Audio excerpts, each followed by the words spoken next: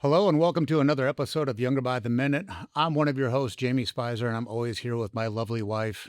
Jennifer Spicer, and today we are honored to sit down with Keith Waldrop, a retired Marine Raider from U.S. Special Operations and now the CEO of Asymmetric Solutions, which is a Missouri-based training company that prepares military, law enforcement, and even civilians to perform under the most extreme conditions. Keith's journey from the battlefield to the boardroom is a powerful story of discipline, adaptability, and leadership. He brings decades of experience in building mental toughness, physical resilience, and lifestyle systems that don't just apply to combat. They apply to all of us that want to perform at our highest level every single day. And today we're going to dive into a little bit more of what it means to live with precision in your body, your mind, and the way you approach life. Welcome to the show. Thanks for having me. Hey, it's a pleasure. I'm really excited. My dad, Vietnam K-9 unit. I have a big passion and respect for military first responders. So I'm truly honored to have you sitting next to me. So, I appreciate you having me. um, Keith, I guess the first thing I'd like to know is just tell me a little bit about your background in special operations and how you feel that shaped your way and the way that you think when it comes to fitness and resilience in day-to-day life. You want me to start from like the beginning prior to making it into special operations? You want me to start? You can start wherever you want, bud. Yeah. Yes, I guess I'll start in the very beginning. I was born and raised here in Southern Missouri, Yeah. small town called Caledonia, Missouri. Graduating class 28. We had an idea of how small Yeah. all it was. It's a very patriotic area. All I ever wanted to be was, a commando. That's what I originally was going to be. Try to be a Green Beret, Ranger Green Beret route. 9/11 happened, and the Marine Corps could get me out faster than the Army would. So I ended up jumping the Marine Corps route instead. Went Force Recon. Went to boot camp and all that stuff, and then tried out for Force Recon. Made it into Force Recon, and then eventually became a Raider, and then finished out my time as a Raider. Got it. So there's the quick summarization of kind of where I Right. came from and how I got in there. As far as how it shaped me, it's from high school until I joined. I was the kid watching VHS tapes of SEAL training and Ranger training and Marine boot camp and every Hollywood movie that existed that had to do with those types of guys, which is all I ever watched. So I really focused on, even as a kid, mimicking the things I would do. I grew up in the country, so Right. baling hay, working the farms, being physically fit was kind of a necessity to even, survive in that 100%. where, my family was a construction family. So if I wasn't bucking hay and working cattle, I was running a shovel in a ditch, or machinery. And then, just carried that mindset of, be strong and don't quit and work long hours into the military. And then, special operations, the dedication and commitment and type of personalities that you come across, you meet there just further motivates you to refine yourself even more Right. and become those things. So Yeah. I kind of relate to that. My mom's side of the family's from North Dakota. My uncle still runs the family farm up there. And we lived up there for 4 years. But, kind of hockey was kind of like shaped me hockey, boxing, and jujitsu. yeah, So you really learned that discipline and resilience. And, kind of like me and you were talking a minute ago, is like, people always get excited when they start like a new program, whether it's a fitness program, nutrition program, whatever it might be. But it's like they forget that life is still going to happen. And until you get into that mindset and that start building those habits, um, they're likely going to probably fail within the first 30 days. So coming from like your background with that, there's probably a big transition for you when you went from spec ops to CEO. So how did that carry over for you? so it's the same mindset, kind of what you were saying. I mean, you don't ever really fail unless you quit. Correct. I mean, there is no failure without quitting, and there is no losing. It's learning. So I love that. every loss becomes a learning lesson. And, you never truly fail unless you give up. And you can keep trying forever and ever and ever. If you die, then you never really failed. Right. You just died trying. Right. So, that mindset is the foundation of special operations. Is you can throughout the selection process, that's what they're trying to push you to as a breaking point to see if you're willing to quit. Because the only thing that will truly keep you from making it is, aside from academic failure, so you do have to have a certain amount of brain power Right. to get in there, obviously. And And for if you critical thinking. right, and if you don't meet you don't meet the criteria to show The that one plus one. Yeah. you could think and be strong, then you can lose it for that. But Right. when it comes to the strength adaptation and the mental mindset, it's all about they will break every single person's selection at some point. Yep. And I've told a million people that, when they ask what's the hardest thing about selection, the water is the hardest thing about selection. The water is the great equalizer, because it doesn't matter how big you are, how strong you are, how fast you are, how much endurance you have, how long you've been a swimmer. The water will overtake you. Yep. You will eventually succumb to the power of the water, and you will drown. And there's a completely different feeling associated with extreme fatigue and physical exhaustion from carrying a ruck or lifting weights, or where it's just pain and just hunkering down and pushing through the pain, and just more and more, and you hit that exhaustion. You go, when you're underwater and your oxygen has been taken from you, there is no finding more oxygen. No. It's gone. Yeah. So at that moment in time, throughout the process, there's guys that mentally break because they lose sight of the fact that you're in a controlled environment where you may pass out, you may potentially die if things go wrong and they don't Get to you quick enough. if it get to you quick enough. Yeah. However, there's a high probability you're going to be okay. So you're willing to roll the dice on potentially dying, and that's the mental mindset that they're looking for in those communities. Yeah. Because no matter how bad it got, when you truly thought you were going to die, you didn't quit. Right. And if you can find those the people, then they make it in those communities. That mindset, once you've experienced that and done that and truly tested your ability as a person, I think it changes you forever at that point. If somebody hasn't been pushed to that limit, then they never truly know what their mental capacity is. So being able to experience that and then carry it over to your question, long answer to your simple question, to the CEO side is, one, is it going to cost me my arms, legs, eyes, ears, or life? The answer is no. It's not that bad. Right. I can keep pushing through all of it. Right. It ain't going to matter to me. Good point. If I may I interject? I don't Yeah. wanna Go ahead. the one thing that just kept coming back to me from a place that I can relate to it is when as an injector and dealing with people's anatomy, or as a medical provider and dealing with people's physiology, you might think that you know the path, but then when it's not the right path, you have to retract, reposition, reintroduce whatever you're trying to do. And it's the same thing. Like we're all onions and we're all able to peel these layers back. And in order to realize that you have the mental fitness or the mental capability to keep going, no matter what it is, you have to break. You have to. Because then when you get to that point again, you're not afraid to break again. So it's that breaking down of everything to then keep going, whether it's with what your experience was or yours or your dad's or my dad's or myself. Like that's just it. And I think a lot of people, until they've been put into something where they have to fully immerse and fully commit, and then they're afraid because they don't know what's going to happen when they break. Yeah. Right. And I was going to bring up the fact you brought up water doesn't care what size you are. Neither does fear. No. Fear doesn't matter if you're a big muscle guy or you're a little guy. The funny thing is too, like going through selection, you always hear how it's the smaller guys, the 185 guys that what do they call them, the Smurf crew sometimes. Yeah. They're the ones they're outperforming these guys that are 6'2" and jacked. Yeah. So, when fear kicks in is when people will shut down. And that can be, all the way down to someone's weight loss journey, the fear of failing, the fear of what other people will say because they didn't complete it, the fear of what other people think in general. And I can speak on Precision. The company changed when I learned how to address fear. And when I stopped using fear, which motivated me to make poor decisions, react in the wrong way, say the wrong things. Any one of those things could have cost me my company at any point in time. But now I use fear as a motivator, because now I'm like back in, now I find solutions. Now I focus on the solution, not the problem. So I think, overcoming that fear, and I can only imagine like what you guys did, but I think that was probably, I would have to assume, a big reason why you're successful at what you do now. I would agree. I think I'm a big quote guy.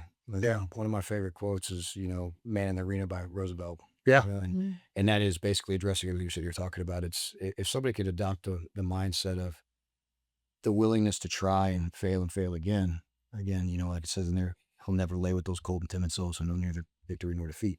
Right. There should be no fear in failure, because again, like we said at the beginning of this conversation, there's no failure without quitting. Yeah. You're going to fail.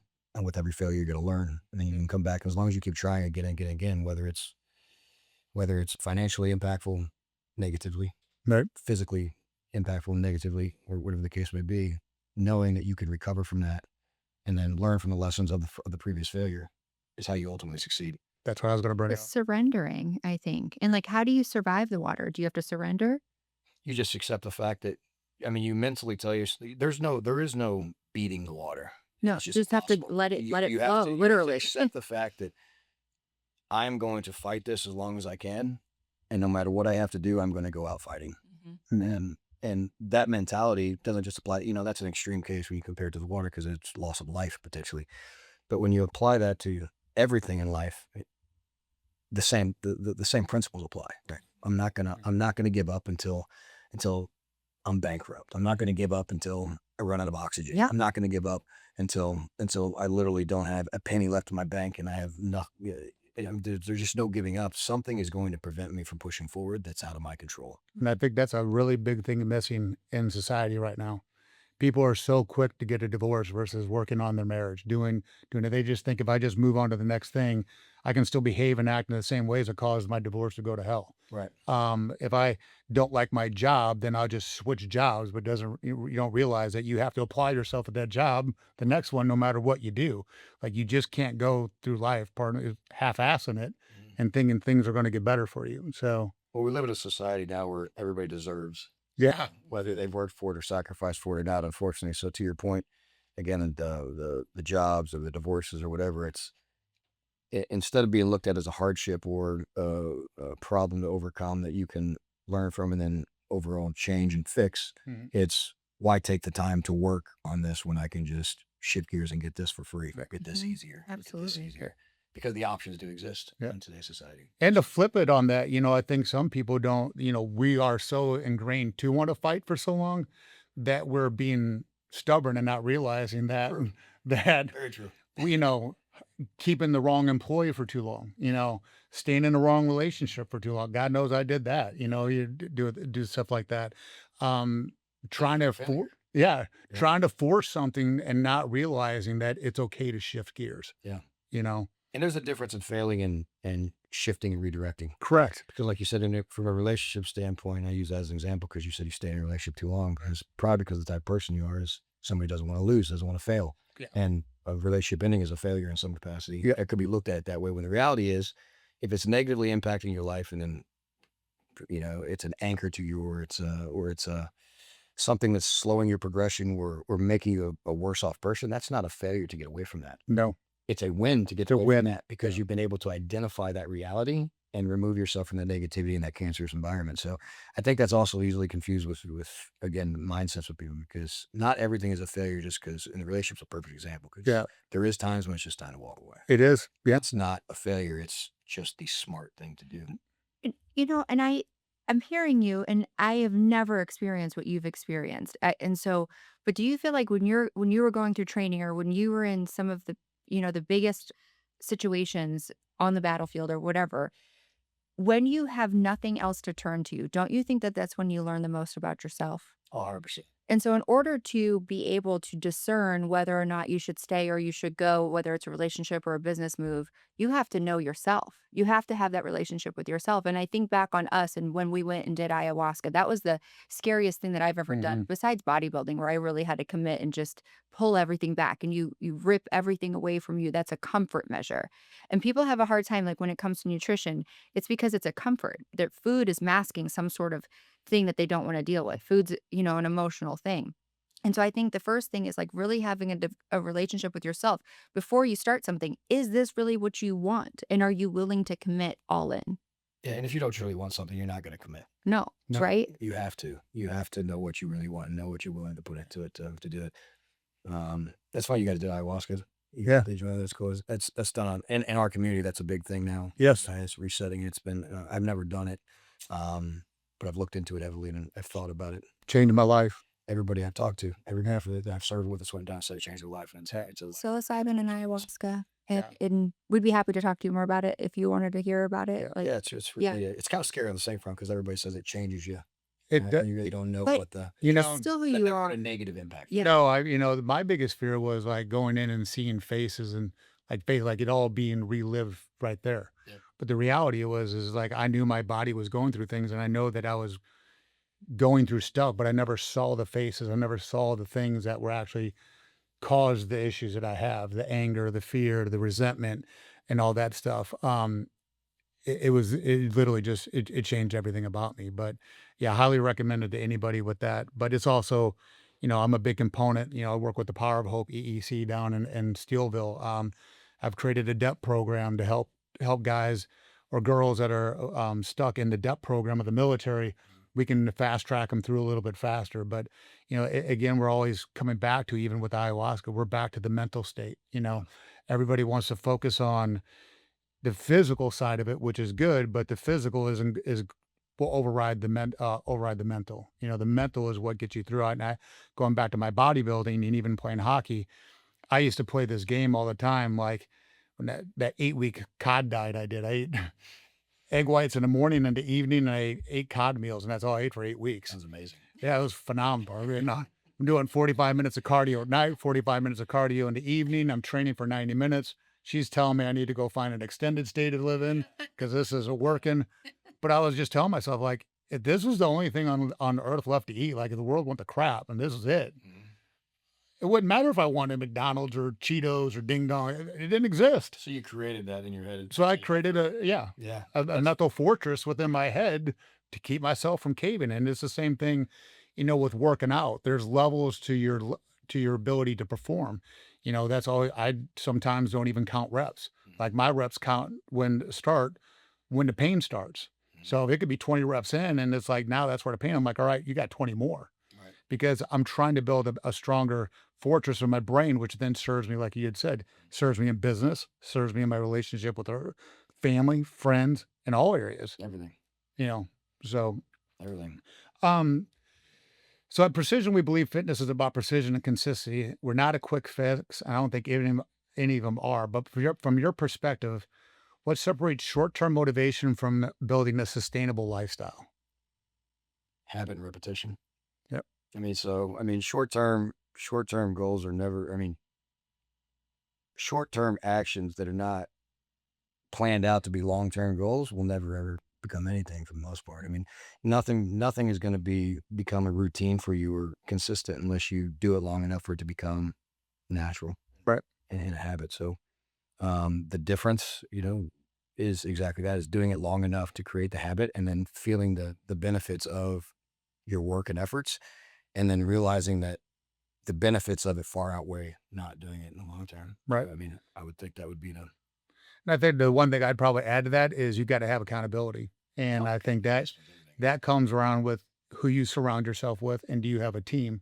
And obviously, from your operating days, your team and accountability was everything, because you had to depend on the guy to the left and to the right to make sure everybody came home safe. And you surround yourself with people that are better than you.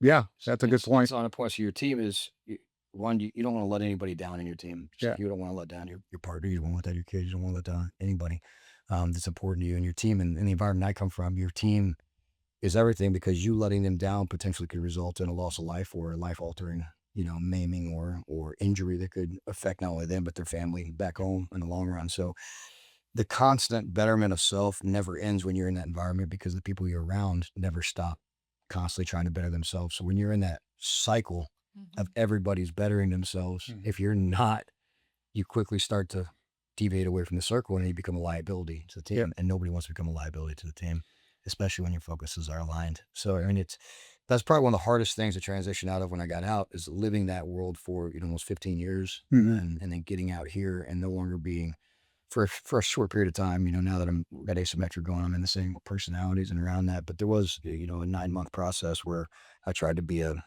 regular guy for a period of time, to try to, give my wife and kids a normal life and not be gone 8-9 months out of the year every year and that type of stuff. And that was the biggest thing that not only me, but even the guys that work for the company now and any other company like ours, try to seek out, is surrounding themselves with like-minded individuals like we had in that team environment. And it's really hard to find Yeah. out here. So Yeah. so I can relate because I've always made sure that I trained with people that were stronger than me. have to. When I played hockey, I'd always play and got with guys that were older than me. I always did that because that's the only way I could ever get better. The next question I would have is, there's some misconceptions, and you'll probably appreciate this, with people that think that being fit or being tough. You know, how would you kind of speak on that? Because I think people have the perception of, if I do this, then I'm this. And so it's like, if I train like However, then I'm automatically going to be tough, or I'm automatically going to be strong. Yeah. But I think you There's probably have some insight on that. yeah, there's a saying that guys in our community joke about all the time. Tattoos and a bad attitude don't make you a badass. Which is a common misconception out here. In the biker world, and I ride bikes. Yeah. Been on a Harley guy my whole life. My whole family is Harleys and all that. And anyways, it's really big in that community because the perception that he's a biker, Yeah. dude's got to be tough. When the reality is, I mean, there's some tough ass bikers out there. Yeah. They're wrong, Yeah. but there's also smoking 20 years, fat, out of shape. Yeah. Looks like a tough dude, but the minute you go to trading blows with him, he lasts about 5 seconds, and you Yeah. can tangle that dude up really fast, right? So the bad attitude and tattoos don't make you tough. So the mentality on the flip side of that, there's lots of guys who are not physically fit, but Yeah. are super super tough because their mindset is Mindset. what it is. Yeah. You can be a gym rat, ripped up, look like something off the cover of Men's Fitness, and be a complete bitch, for lack of a better term. Sorry. Yeah. No, you're Okay. I mean, it's, again, all show, no go. Mindset. It's like, and a lot of times that's the reality in those words, depending on what it is they're using for nutrition and cardiovascular training. Preach to the choir in this front, but again, I think there's a statistic out there right now. You can look it up. They're like, in modern times, 2025, it's like less than 20% of the male population has ever been punched in the face or been a physical altercation in the United States of America. Less than 20%. Yeah. So when you look at that from a gambling standpoint, the reality is, if you encountering somebody who really knows how to handle themselves, even though they're talking a big game and Yeah. they got big muscles and tattoos and ride a Harley, Yeah. the chances of them actually knowing how to do much are pretty fucking slim. Yeah. The odds are in your favor. They're just a big mouth until you punch them in the face. Nobody likes to get punched in the face. No. Just like Mike Tyson said. Yeah. And my dad's saying was always big mouths turn into soft asses. What is isn't Mike Tyson's like everybody's gonna plan until Yeah. that's what you always say. Everyone got plans to get punched in the face. And then your Boston thing was always softer than a sneaker full of shit. So Yeah.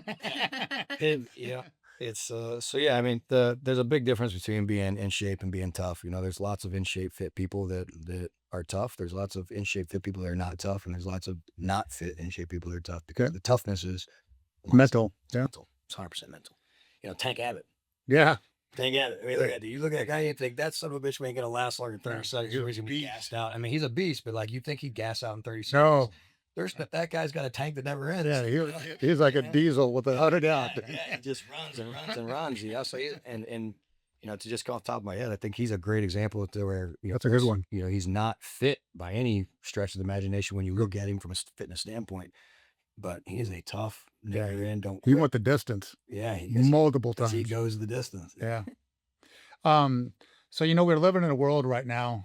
I'm even guilty of it to an extent. It's getting up at 4 a.m., doing a cold plunge, doing this, doing that, blah blah blah. Right.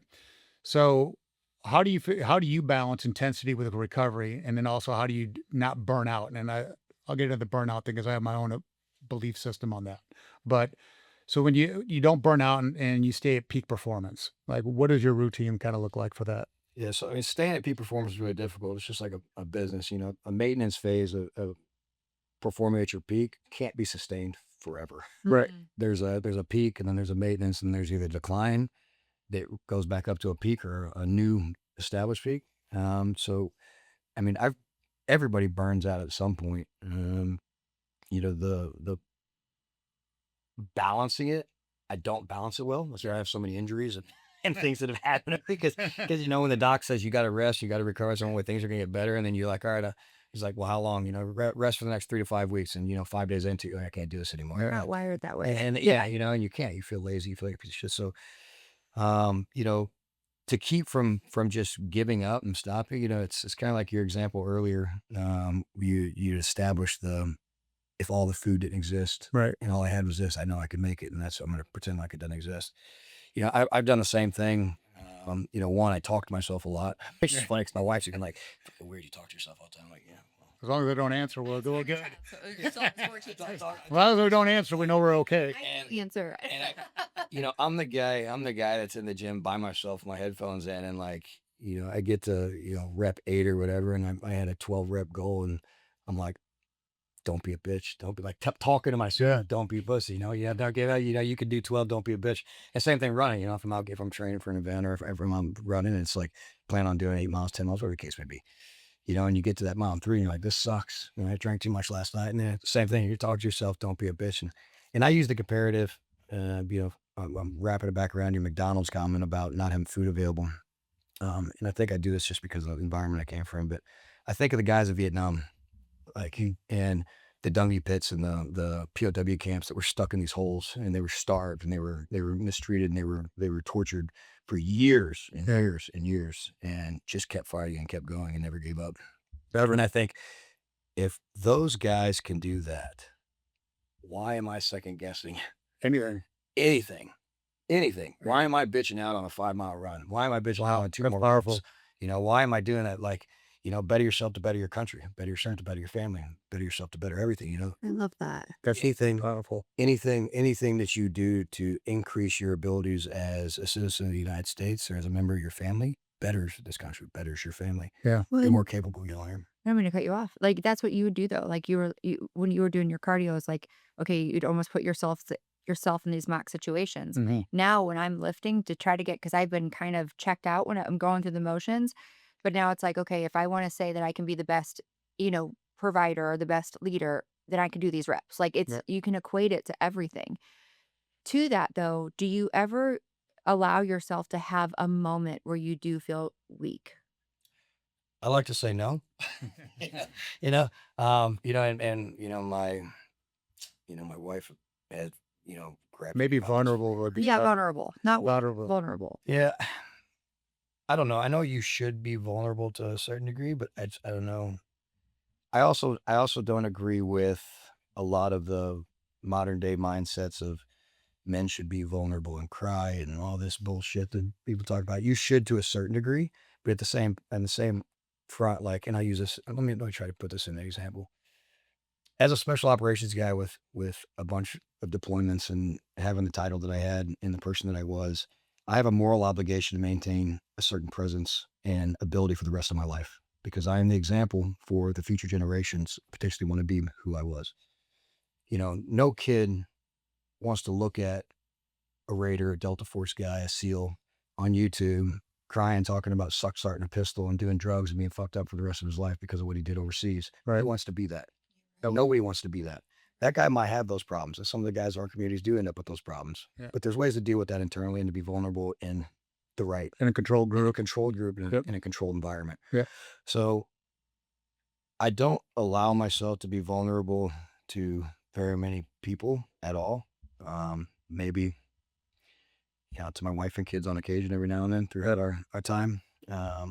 However, I don't do that because of the environment I come from and the fact that I very much believe in what I just told you, and that for every kid that sees a weakened state of somebody from our world, it sets back the vision they had of what we were Right. and what they potentially could become. Right. And then look what it does in the military. And it destroys the military. So again, I say that all the time. You know, I get super aggravated with guys from our community that get on these YouTube channels and all this stuff, and they put out some of the problems that do exist in our realm, Right. but should never have been put out In the first place. in the first place because of what I just told you. We have to have future fighters in the United States of America. We have to have future soft guys. We have to have future admin guys. But in our realm, movies are made about the guys who are in community. Right. Yeah, there's this perception, Yeah. and whether it's real or it's inflated or not, that perception is what brings those mentalities, those personalities into that environment and creates some of the best fighters in the world. And how many men or how many boys have been pushed away from becoming what they potentially could have become Because of that. because of that? Yep. Because either they seen it and said, "I don't want that to be me if I become that," or their father or mother said, "Do you really want this to be you? Do you really want to do this?" And they're projecting, they're telling them, "Don't be this." So, again, long answer to your simple question. I think it's important to be vulnerable occasionally, but I also believe that as a man, especially a leader that is looking to be a man amongst men, that you have to minimize your vulnerabilities. I actually love that because you're talking about self-control even in a moment that you want to not have it, right? So you're doing it in a way that's responsible. And, maybe everybody isn't wired the same, but you're right, like to have an obligation. Like think about an ER doc. If he has days where he probably goes home and he's lost too many patients that day. But with that, him talking about that will deter somebody else from doing it. And think about all the lives that were saved. I just got goosebumps talking about that. Like that's a very good way to put that. That's actually going to affect me because sometimes when I get in my head, it's like, okay, you got to get out of this. Yeah. Yeah. And me and you struggled about that a little bit at the beginning because I spent 15 years in the nightclub working security.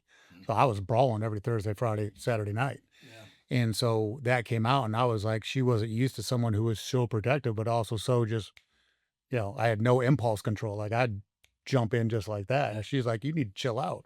But it's just like, no, I can't Yeah. because I know the outcome if I do.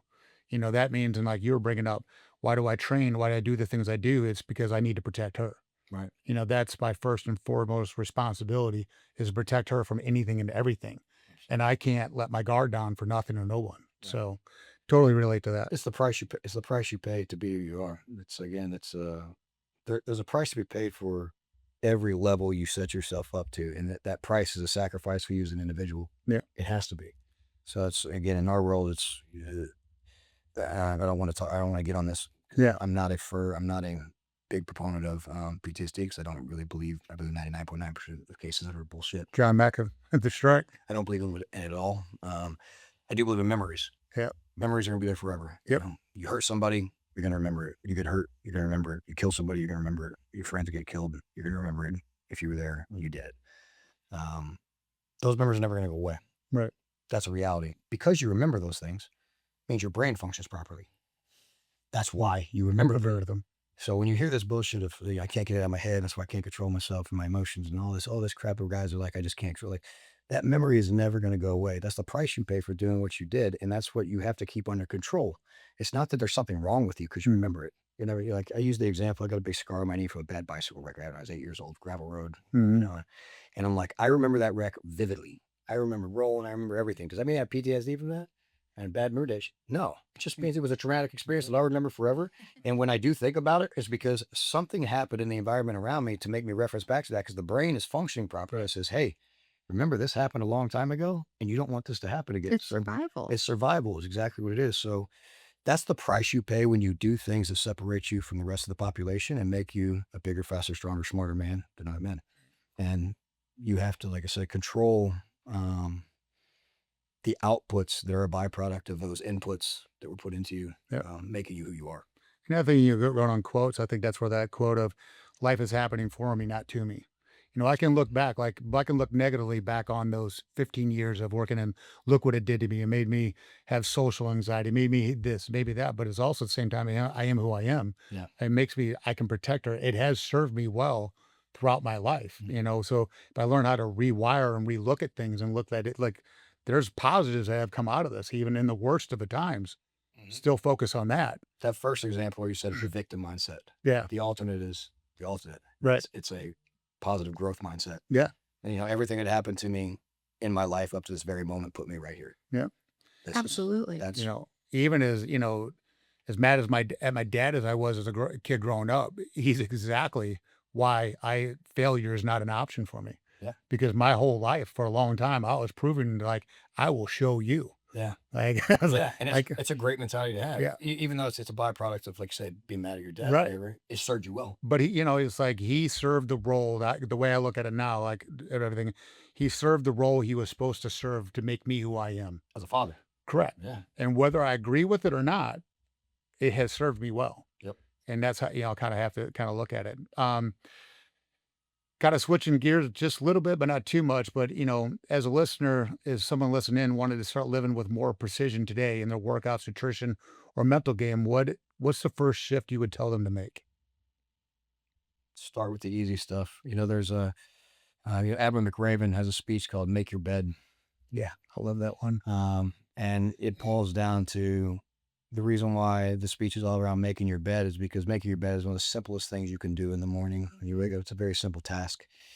And if you can't be relied upon to make your bed, what else can you rely on yourself or can others rely on you for? So if you're shifting gears and trying to make yourself more precise and more disciplined as an individual, starting with setting realistic goals and incrementally accomplishing them step by step versus trying to do too much all at once would be my opinion. So something as simple as instead of getting up at various times every single morning, decide from this day forward, I'm going to get up at 5:50 in the morning every single morning. That's going to be my wake up every single. I don't care if it's Saturday, I don't care if it's Sunday. I'm getting up at 5:15. I'm going to maximize my day. And if you can just accomplish that and make that your routine, then once your 5:15 is set in place, now it's At 5:15, once I get up, I'm going to read 10 pages of a book, or I'm going to do X, or I'm going to do Y, and just incrementally build upon bettering yourself and making yourself more precise and creating those, like we talked about at the beginning, habits. Because once you've done it long enough, it just becomes a habit. Eventually, your alarm won't even go off, and you'll be waking up at 5:14, 5:13, as you probably know. Yes, I do. That's just reality. It's like funny. You open your eyes, you look at the clock. It's like, wow, I didn't even go off, and I'm up 60 seconds before it goes off. Because you've programmed yourself. It's become habit.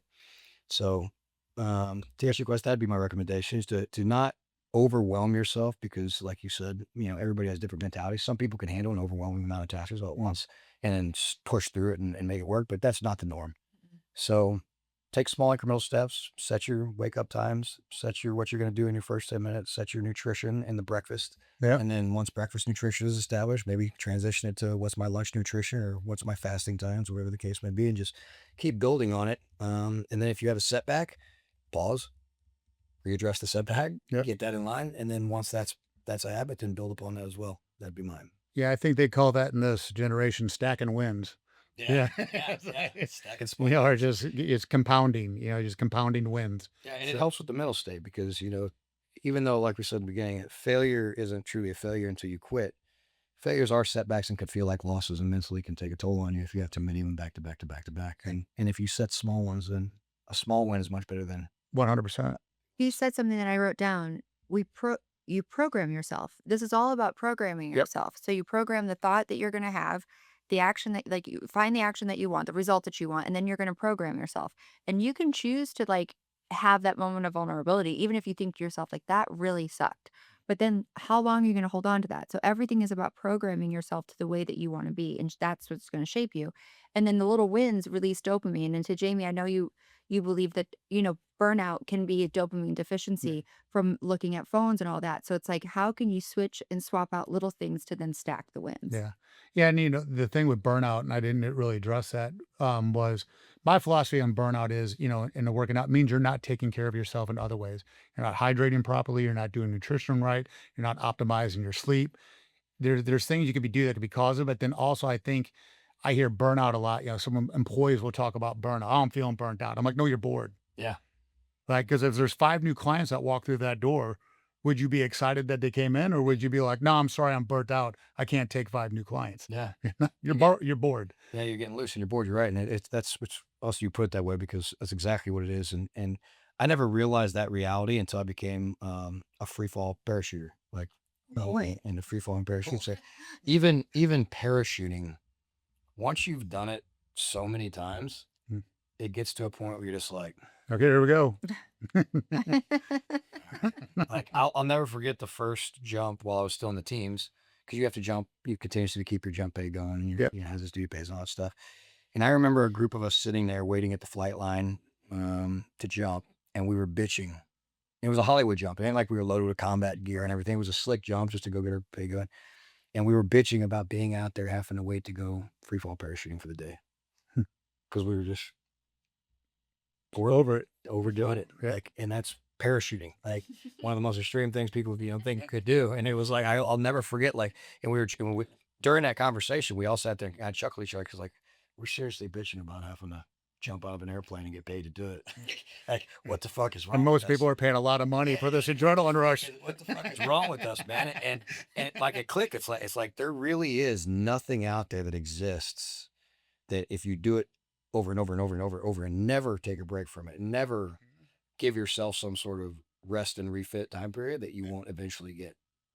And I do say that to people too. Like, no matter how much you might love your job, if you do it long enough without a break, without a vacation, or changing gears, or trying to create it more interesting, yeah, you're going to get burned out. Yeah. Yeah. But you can pace it if you can keep being innovative, which is what your company needs and your employees need in order to stay relevant in the game. That's why, even though I'm big into physical fitness, I still drink alcohol on that cheat day.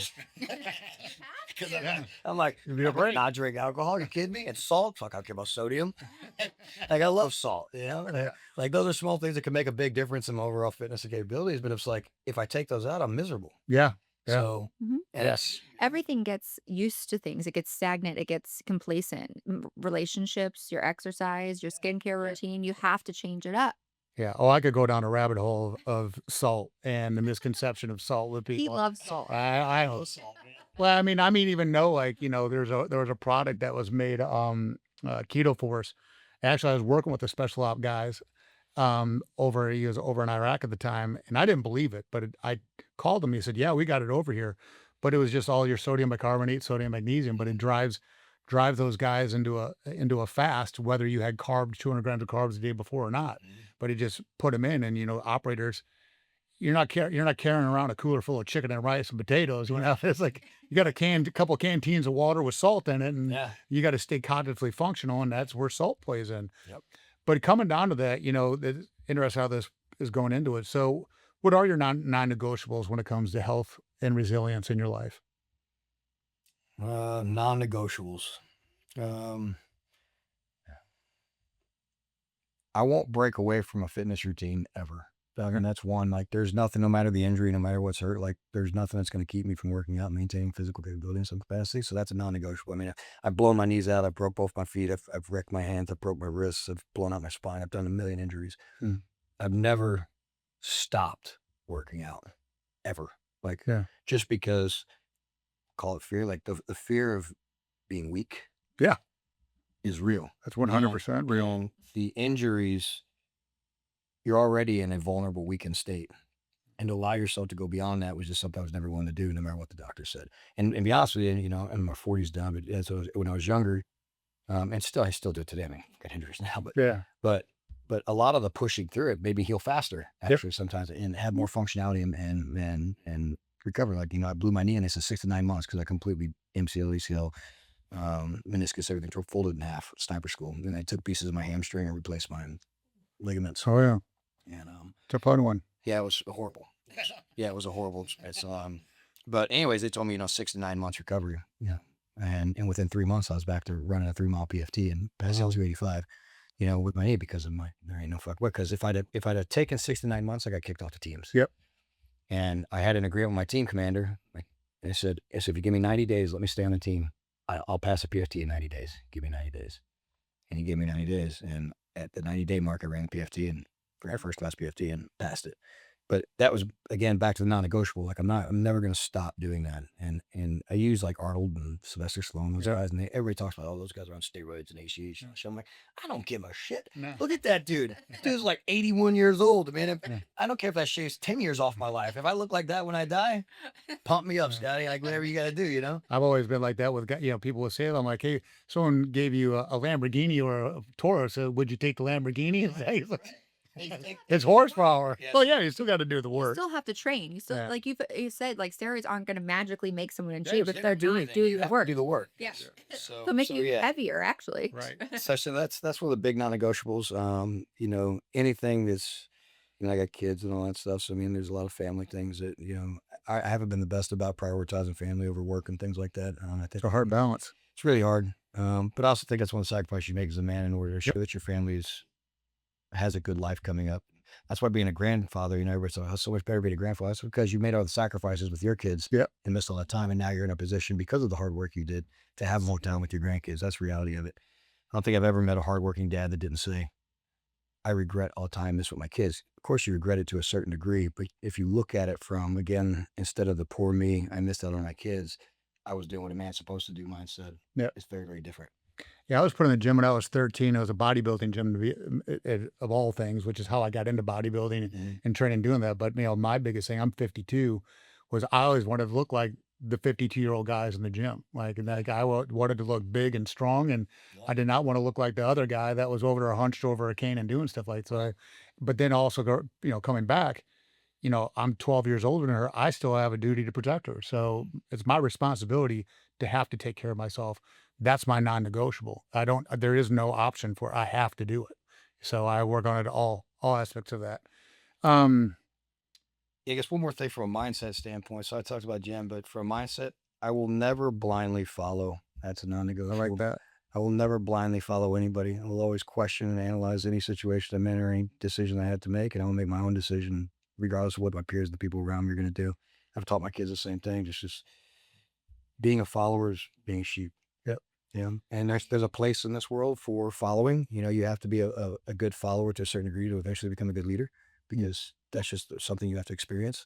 However, I will never, ever not question anything, anybody who's giving me guidance, advice, or trying to push me in a certain direction when we're not questioning, blindly follow. Yeah. That is a so to your point, a mental mindset that Yeah. is a non-negotiable that nobody's ever going to get me to just do anything. I like that. And also from somebody whose parents had her really young, I have my work ethic because I watched them work.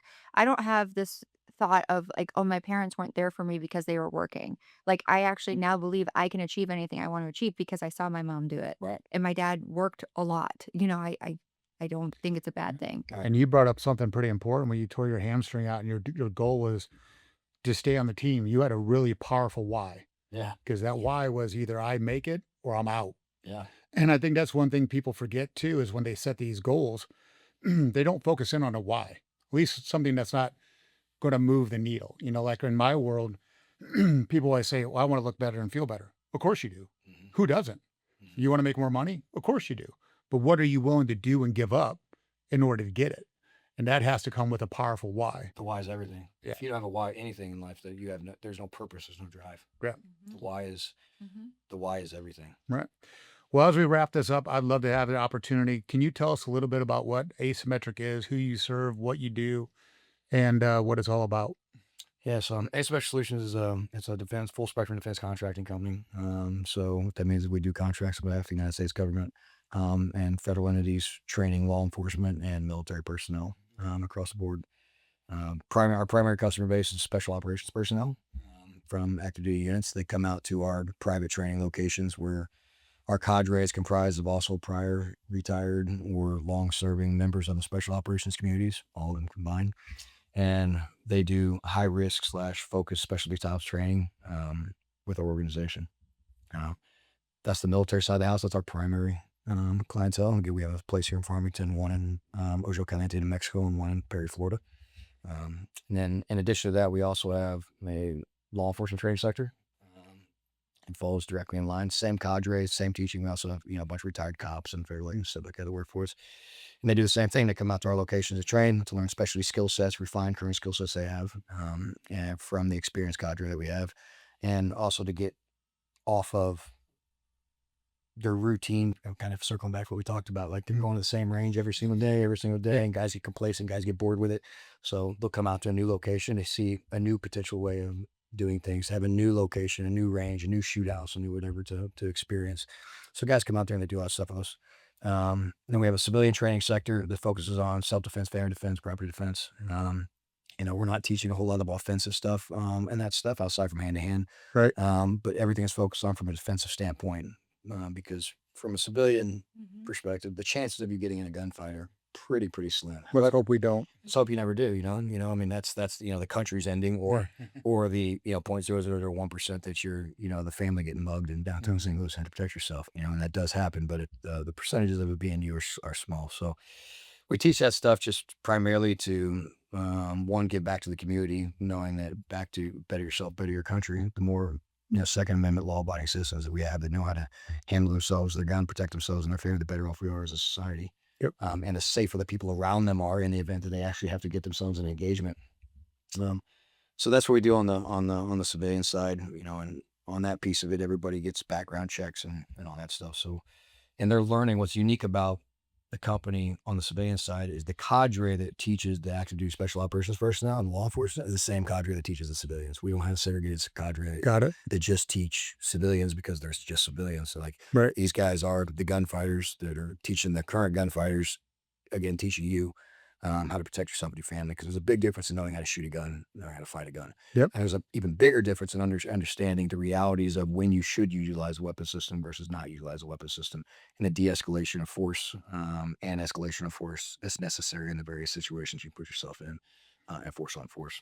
Yeah. And the last piece of the company is we have a research and development logistical arm of the company that does, research and development, weapons testing and stuff like that for not only the government, but also private companies and entities and weapons manufacturers, stuff out there. So law enforcement, military, civilian, research and development, and then some high profile security. Awesome. It's been a pleasure having you on. We really appreciate you taking the time. For anybody listening, I hope that you walk away with the fact that whether you're a fitness person, a CEO, a husband, or just trying to be overall better for yourself, it starts with a powerful why and a powerful mindset. You know, you can have the physical presence there, but if you're not working on the mental strength, that's where you can really unlock and really change your life. So, Keith, thank you very much for being on the show. Really appreciate your time. Yeah, I appreciate you. So, Thank you, Keith. Yeah, thanks for having me. Thank you. Appreciate you. and I'm Jamie Spicer. Thank you for another episode, and I'm out. We're out.